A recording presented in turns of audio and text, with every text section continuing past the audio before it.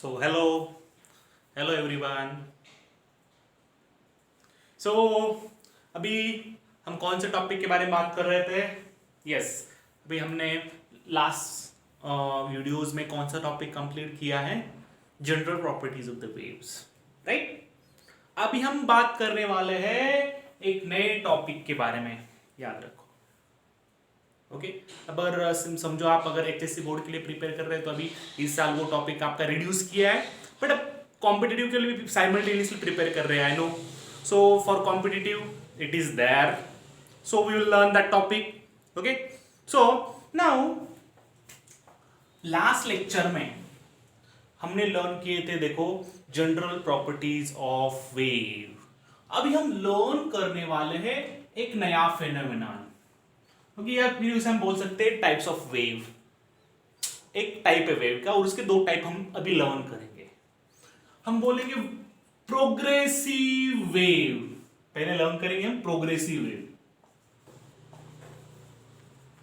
Progressive wave. So आपको तो general में पता है प्रोग्रेस का मीनिंग क्या होता है। प्रोग्रेस मतलब आगे जाना, सही है? प्रोग्रेस मतलब आगे ही जाना, एक ही डायरेक्शन में जाना, उसे बोलते हैं हम प्रोग्रेस। सही है?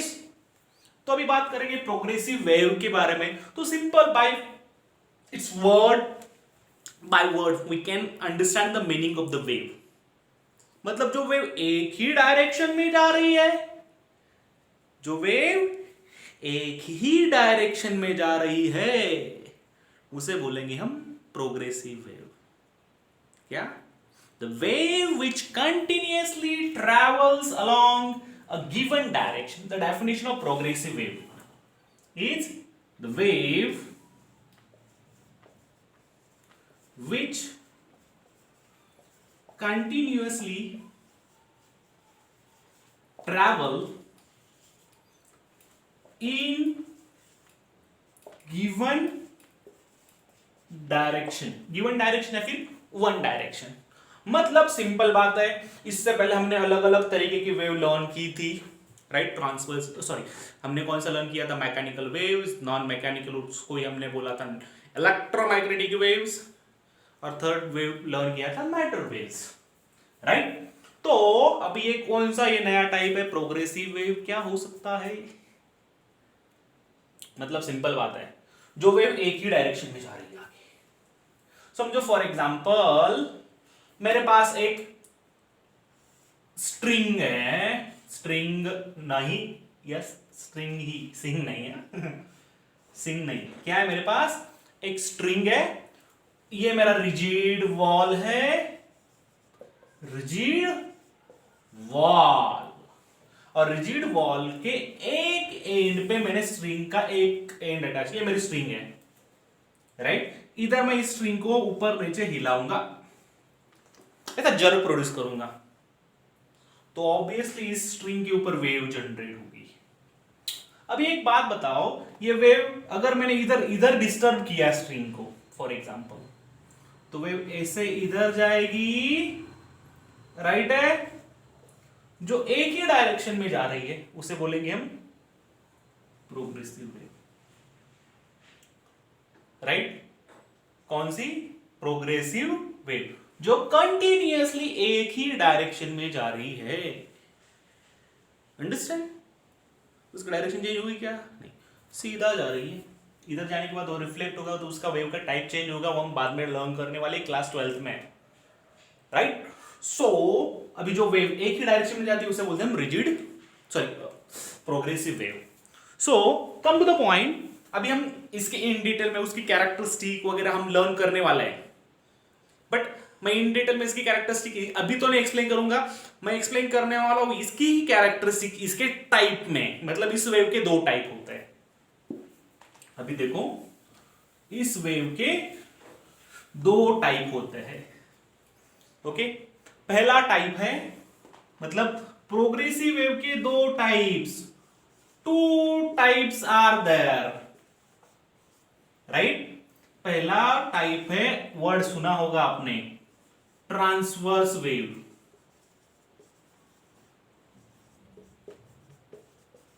and second type is longitudinal wave.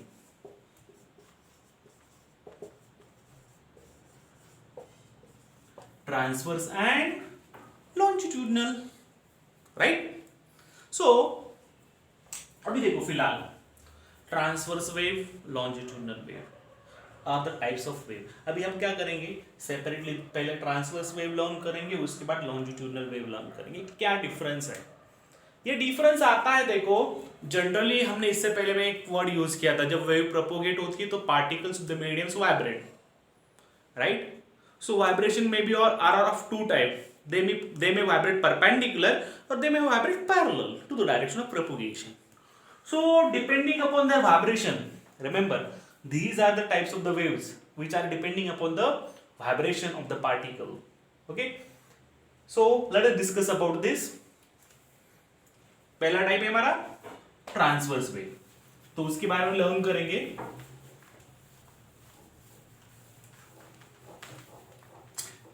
सी यार, मैं अभी आपको सब बेसिक पढ़ा रहा हूँ, इन डिटेल में नहीं गया, क्या रखना.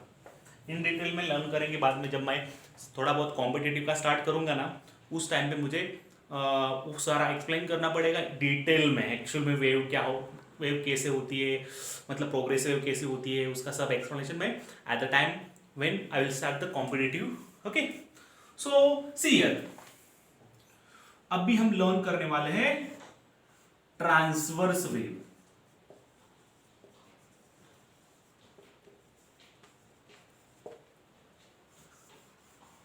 ओके, हम लर्न करने वाले हैं ट्रांसवर्स वेव. बी क्या होता है ट्रांसवर्स? देखो एक सिंपल स्टेटमेंट मैंने थोड़ी देर पहले बोला था. ये किस पे डिपेंड करता है वेव का type? It depends upon vibration of particle. जो हम जनरली ड्रॉ करते हैं वो ऑलवेज ट्रांसवर्स वेव होती है, याद रखना. जनरल हम पेपर पे ड्रॉ करते हैं ना, वो ट्रांसवर्स टाइप की वेव होती है. मतलब किस तरीके की? फॉर एग्जांपल अगर ये इस तरीके की वेव ड्रॉ की मैंने, ओके, इस तरीके की वेव को हम क्या, कौन सी वेव बोलते हैं? Transverse wave. We call it as a transverse wave. Understand? Now अब इसका डेफिनेशन क्या होता है transverse wave? Okay, as I told that when wave propagates through the medium, particles of the medium starts vibrating. As wave propagates through the medium, particles of the medium start vibrating. If vibration of the particle is perpendicular, what I say? Perpendicular to the direction of propagation.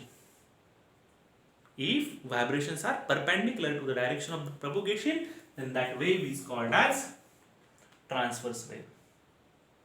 Understand? So write down the definition. What is meant by the transverse wave?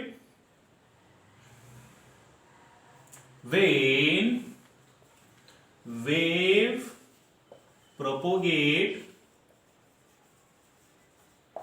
through medium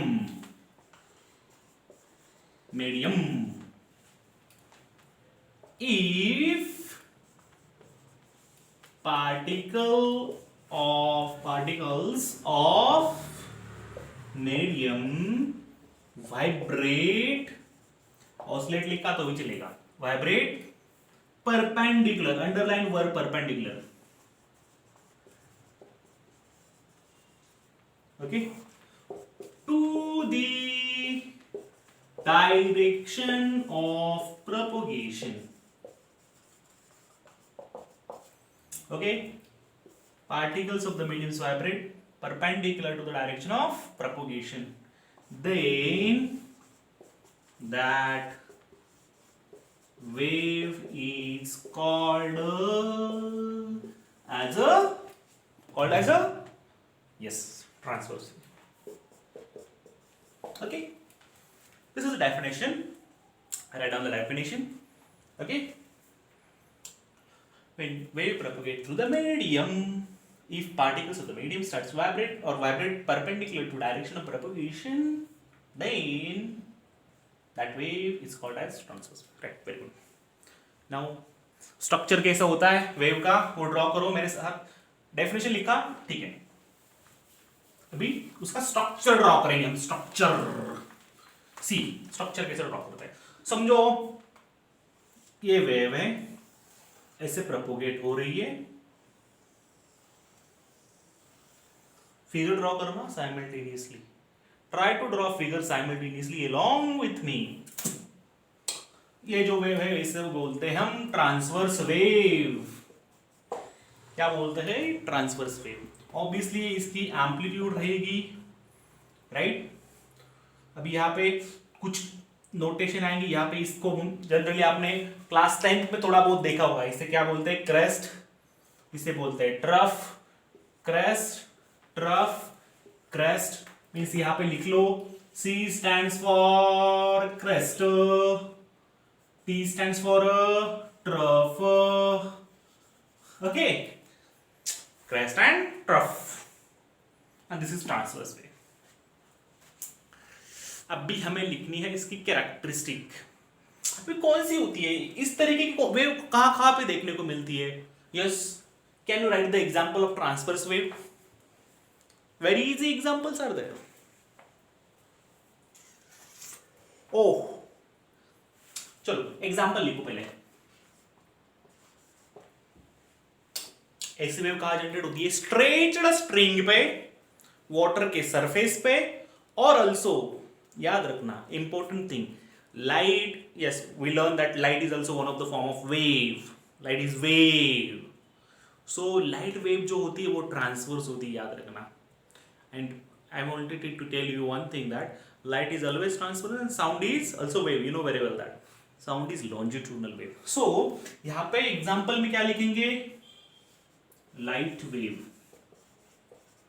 कौन सी है, transverse type की।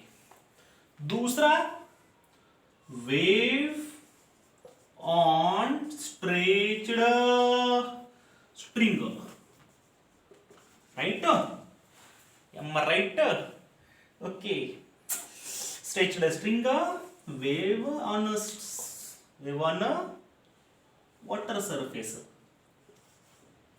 wave on water surface, okay, write down. Now come to the point, अभी हमें इसकी characteristic लिखनी है, important. मतलब बाद में आपको मैं होमवर्क दूंगा, ये ट्रांसवर्स है, दूसरा टाइप है, आपको मालूम है लॉन्जिट्यूडनल वेव, इन दोनों के बीच में डिफरेंस लिखना होता है। तो डिफरेंस कैसे लिखेंगे, उसके लिए हमें कैरेक्टरिस्टिक लगेंगी। ओके, पहले तो इसे लिख लो, ओके।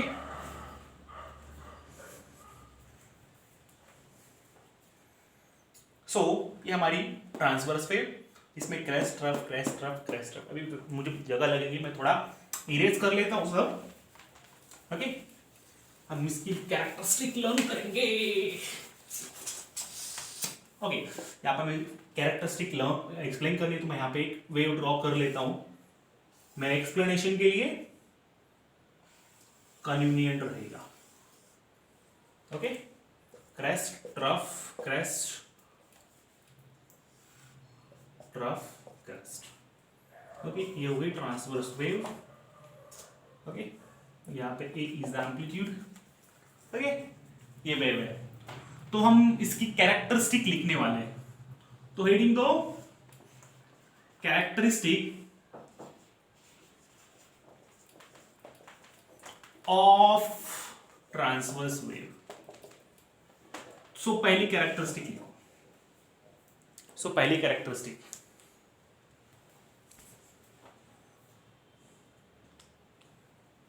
ओके। पहली कैरेक्टरिस्टिक क्या लिखेंगे, अभी देखो जब वेव प्रोपोगेट होती है, मैंने स्टार्ट में बोला था वेव प्रोपोगेट होती है तो क्या ट्रांसफर होता है, एनर्जी ट्रांसफर होती है। कैसे ट्रांसफर होती है मैंने एक्सप्लेन कर दिया है, ओके।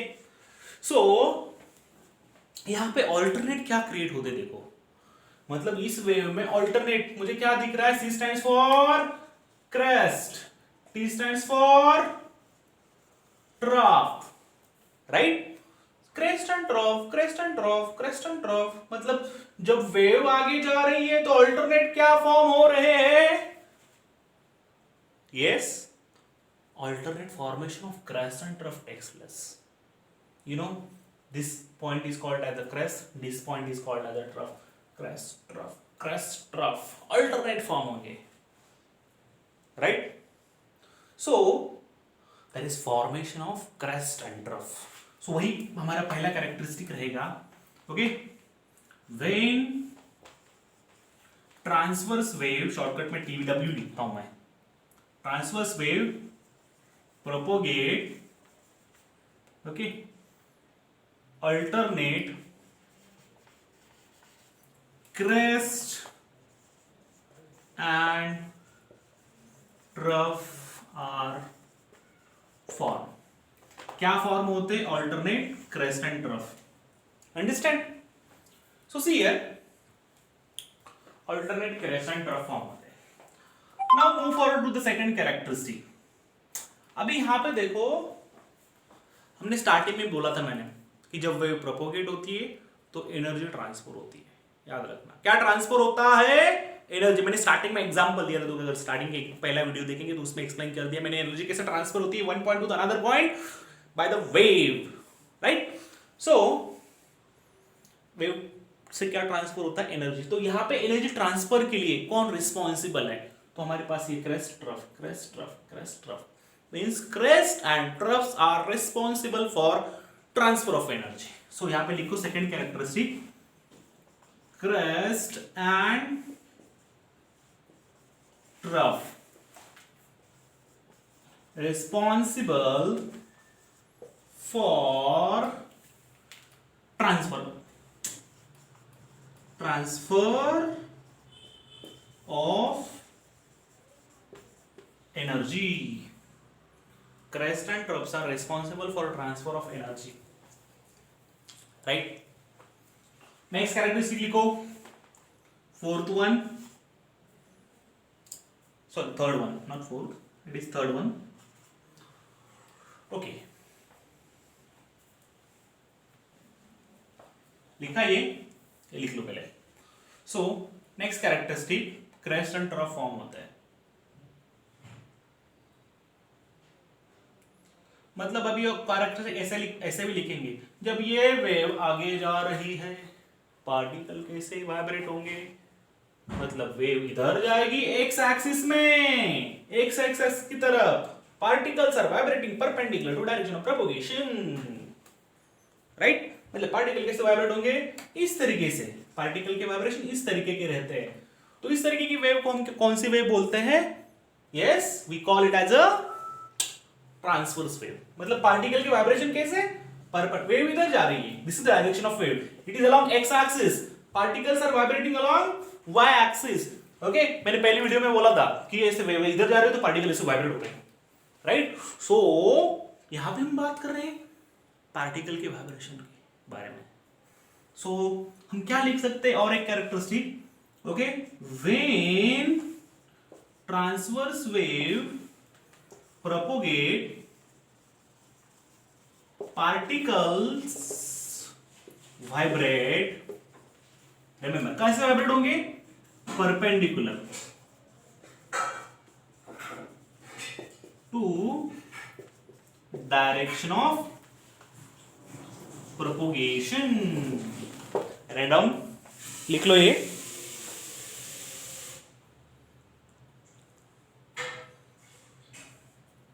लिखा?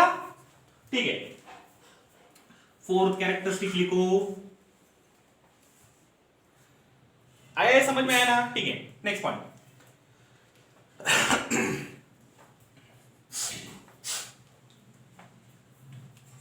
यहां पे देखो, हमने एक वेवलेंथ का डेफिनेशन लिखा था लास्ट वीडियो में, लास्ट लेक्चर में. वेवलेंथ क्या होती है? The distance between two successive particle which are in same state of oscillation. तो यहां पे अगर देखेंगे हम, ट्रांसवर्स वेव है, दो क्रेस्ट के बीच का डिस्टेंस मतलब वेवलेंथ है, दो ट्रफ के बीच का डिस्टेंस मतलब वेवलेंथ है. मतलब अगर ट्रांसवर्स वेव की वेवलेंथ फाइंड आउट करनी है या फिर लिखनी है तो हम क्या फाइंड आउट करेंगे? दो क्रेस्ट या फिर दो ट्रफ के बीच का डिस्टेंस. सो यहां पे हम कैरेक्टरिस्टिक में लिख सकते हैं उसे, the distance between two successive मतलब पास के लेंगे. मैं यहां का ट्रफ और यहां का ट्रफ नहीं लूंगा, पास के trough. Successive distance between two successive crest or trough, distance between two successive crest or trough is called as a wavelength of which wave? Transverse wave, right? Understand? This is all about this. Okay, note it down. मतलब transverse wave की wavelength क्या होगी? दो crest या फिर दो trough के बीच का डिस्टेंस, या बोला मैंने, और दोनों, दो क्रेस्ट और दो ट्रफ के बीच का डिस्टेंस मतलब wavelength. Understand? Now come to the point. Next characteristic, this is fourth one. Fifth one characteristic,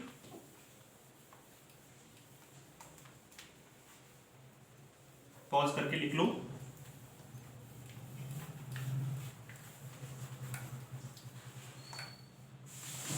पांच नंबर की कैरेक्टरिस्टिक लिखता हूं मैं.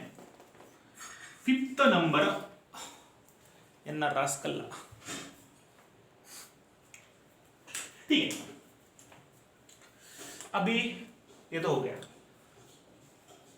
ऐसी वेव ट्रांसफर होने के लिए, मतलब ट्रांसफर्स टाइप की वेव ट्रांसफर होने के लिए, मतलब एक पॉइंट से दूसरे पॉइंट पे जाने के लिए मीडियम कौन सा होना चाहिए, मीडियम की प्रॉपर्टी कौन सी होनी चाहिए, राइट? सो उसके बारे में बात करेंगे. अभी हमारा भी पहले लेक्चर चल रहे हैं, बट हमने डायरेक्टली 8 नंबर पे चैप्टर पे क्या किया है, जंप किया है. Okay, leave it, I will take initial part also, but अभी चैप्टर नंबर 8 है हमारा मेरे ख्याल से. तो यहाँ पे हम फिफ्थ कैरेक्टरिस्टिक के बारे में बात कर रहे थे, और कौन सी? यस, मीडियम कैसा होना चाहिए इस वेव के प्रोपोगेशन के लिए. मीडियम कैसा होना चाहिए, मीडियम कैसा होना चाहिए. ओके, तो इसके लिए होना चाहिए मीडियम के पास कौन सी प्रॉपर्टी, तो उसका बारे में लिख रहे हैं. So for propagation of transverse wave, medium should have property of elasticity of shape. याद रखना, मीडियम के पास कौन सी प्रॉपर्टी होनी चाहिए? Elasticity of shape. अभी ये इलास्टिसिटी क्या होता है, तो हम जब mechanical properties of solid learn करेंगे इसी साल, ओके, उसमें मैं पूरा के पूरा एक्सप्लेन कर दूंगा इलास्टिसिटी क्या होता है, इलास्टिसिटी ऑफ शेप क्या होगा. ओके, अभी लॉन्जिट्यूडनल वेव के जब लर्न करेंगे हम इसके बारे में, इसके बाद उसमें इलास्टिसिटी ऑफ शेप लिखा है, उसकी जगह इलास्टिसिटी ऑफ वॉल्यूम लिखेंगे. ओके, इतना ही चेंज आएगा. तो इलास्टिसिटी ऑफ वॉल्यूम क्या होता है, राइट? वो सब हम कौन से चैप्टर में, याद रखना, मैकेनिकल प्रॉपर्टीज ऑफ सॉलिड, उसमें इलास्टिसिटी नाम का टॉपिक आएगा, मॉडुलस आएंगे, स्ट्रेस स्ट्रेन नाम के कॉन्सेप्ट आएंगे, तो वहां पे मैं एक्सप्लेन कर दूंगा आपको. अब फिलहाल के लिए बस इतना ही याद रखना. 6 नंबर की कैरेक्टरिस्टिक, व्हेन, अभी देखो ये वेव प्रोपोगेट होती है मीडियम से. फॉर एग्जांपल एक मीडियम से, मतलब वाटर के सरफेस से ये वेव प्रोपोगेट हो रही है, ट्रांसवर्स वेव. तो मीडियम में कुछ चेंजेस आते हैं क्या? मीडियम में कुछ चेंजेस आते हैं क्या, ये देखना हमें. मीडियम के डेंसिटी और प्रेशर में कुछ चेंज आता है. अगर डेंसिटी चेंज तो प्रेशर चेंज, प्रेशर चेंज तो डेंसिटी चेंज. सो यहां पे हम बात कर रहे हैं, तो ये वेव जो propagate, when transverse wave propagate through the medium, okay, pressure and density of medium does not change. Underline करना, does not change. Okay, pressure and density does not change. 6th number की characteristic आया समझ में. और एक last number 7 number की characteristic लिखेंगे. मतलब ये वेव मीडियम से जाती है तो मीडियम का प्रेशर और डेंसिटी चेंज नहीं होता. मतलब दो मॉलिक्यूल के बीच का डिस्टेंस जो रहेगा वो सेम रहेगा. यहाँ पे अगर देखेंगे, समझो यहाँ पे एक मॉलिक्यूल है, यहाँ पे एक मॉलिक्यूल है, तो ये वेव आगे जा रही है, बट ये इन दोनों के बीच का डिस्टेंस चेंज नहीं होता, याद रखना. यहाँ पे एक मॉलिक्यूल है, यहाँ पे एक मॉलिक्यूल है, फॉर एग्जांपल ये मॉलिक्यूल है, तो ये बस ऊपर नीचे ऐसे वाइब्रेट होंगे, बट इनके बीच का डिस्टेंस चेंज नहीं होगा। इनके बीच का डिस्टेंस चेंज नहीं होगा, इसका मीनिंग क्या है कि प्रेशर और डेंसिटी चेंज नहीं होगी। अगर डिस्टेंस चेंज हो रहा है इन दो पार्टिकल के बीच में तो ऑब्वियसली डेंसिटी चेंज होगी मटेरियल की, बट वैसा नहीं होता है, राइट। सो यहाँ पे क्या होता है कि when transverse wave propagate through the medium, pressure and density of the medium does not change, underline does not change, क्योंकि इसके एग्जैक्टली अपोजिट लिखने वाले हम किसमें, लॉन्जिट्यूडनल में। और लास्ट कैरेक्टरिस्टिक लिखो एक, transverse wave can be polarized. Transverse wave को हम क्या कर सकते हैं, पोलराइज कर सकते हैं। अभी पोलराइज क्या है, अभी हमारा क्लास 12th में एक कॉन्सेप्ट है, जैसे कि हमने लाइट के देखो अलग अलग तरीके की कैरेक्टरिस्टिक लर्न करते हैं, reflection, right, refraction, total internal reflection, dispersion, okay, उसके अलावा और होती है yes diffraction is also one of the characteristic of the light. So ये जो सब कैरेक्टरिस्टिक, उसमें एक पोलराइजेशन नाम की कैरेक्टरिस्टिक आती है। क्या आती है, पोलराइजेशन। वर्ड यहाँ पे लिखता हूं मैं, क्या वर्ड है, पोलराइजेशन। तो ये पोलराइजेशन क्या होता है, मतलब हम लाइट को एक ही पर्टिकुलर डायरेक्शन में, एक ही पर्टिकुलर वाइब्रेशन क्या करते हैं, रेस्ट्रिक्ट करते हैं। मतलब जनरल में डेफिनेशन अगर देना चाहेंगे पोलराइजेशन की, तो डेफिनेशन एकदम सिंपल इस तरीके से देखते हैं, the phenomenon of restriction of the vibration of the light in a particular plane, okay, मतलब हम वाइब्रेशन को रेस्ट्रिक्ट करते हैं। सो इसके वाइब्रेशन जो है पर्टिकुलर प्लेन में हम क्या कर सकते हैं, रेस्ट्रिक्ट कर सकते हैं, राइट, पर्टिकुलर प्लेन में। मतलब फॉर एग्जांपल अगर मेरे पास, हम समझो एक स्लीट है, इसमें से मैंने स्ट्रिंग पास, इधर मैंने स्ट्रिंग अटैच की रिजिड सपोर्ट को, इधर से मैं ऐसे हिलाऊंगा तो यहां से इसमें से ऐसे वेव जाएगी, बट मैं उसको ऐसा हॉरिजॉन्टल हिलाऊंगा, किस तरीके से, मैंने ऐसे वाइब्रेट किया तो वेव ऑटोमेटिकली इधर इसमें से पास हो जाएगी। कैसे, इस तरीके से।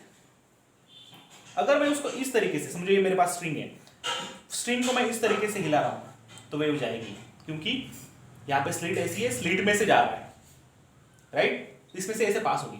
बट अगर मैं इसको ऐसे वाइब्रेट करूंगा हॉरिजॉन्टल, जाएगी क्या, नहीं। तो हम इसको रेस्ट्रिक्ट कर सकते हैं, अंडरस्टैंड।